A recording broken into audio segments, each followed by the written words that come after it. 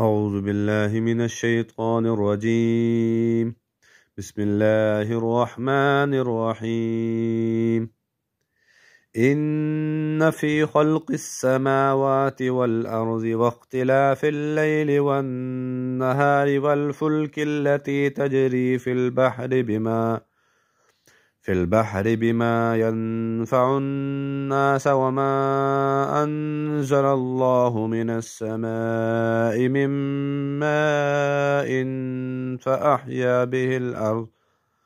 فأحيا به الأرض بعد موتها وبث فيها من كل دابة وتصريف الرياح والسحاب المسخر بين السماء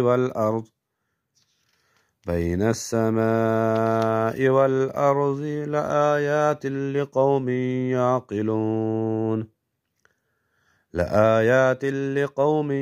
يعقلون. ومن الناس من يتخذ من دون الله أندادا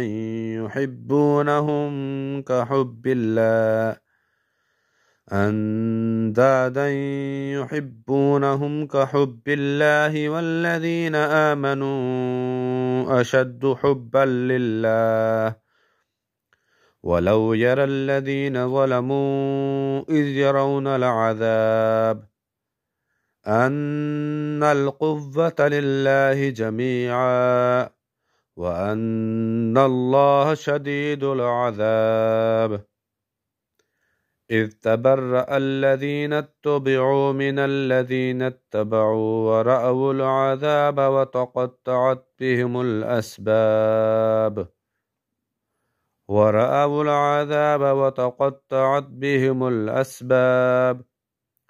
وقال الذين اتبعوا لو أن لنا كرة فنتبرأ منهم كما تبرأوا منا كذلك يريهم الله أعمالهم حسرات عليهم وما هم بخارجين من النار. صدق الله العظيم.